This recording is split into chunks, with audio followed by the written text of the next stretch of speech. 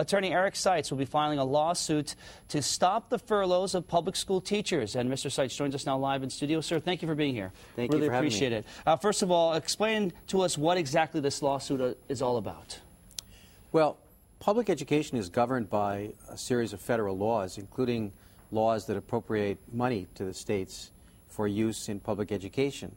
So that means the state has certain standards that it has to live up to with respect to certain classes of students, primarily people who have special needs and other kinds of students.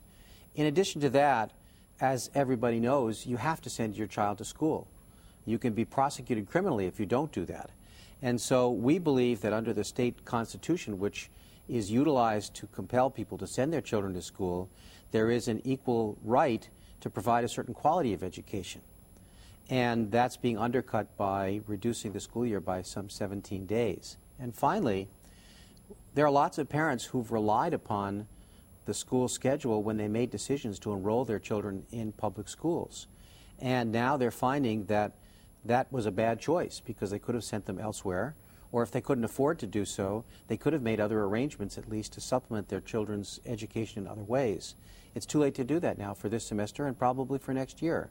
So there's a serious impact of these furloughs on children and families. Now, we asked Governor Linda Lingle last week when word of this lawsuit first hit the media about this, and this is what she had to say.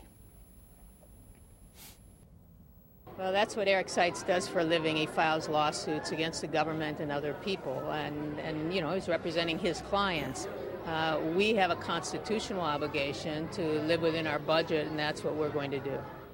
And so she says they have a constitutional obligation to live within their budget. So are these two opposing forces meeting? I mean, what do you think your chances are of winning this case? Well, first of all, we think that the cuts in public education are atrocious.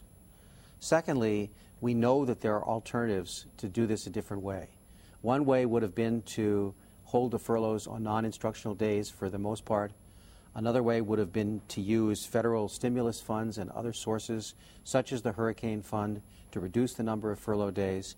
And for one reason or another, the political leaders in this state have not been able to get together and be on the same page to address how to soften the blow. And so the entire impact of these decisions is falling on public school parents and their children, many of whom cannot afford other alternatives. I hate to interrupt you. We're running out of time. Real quickly, what's the timetable? When could something happen? When could there be any type of ruling?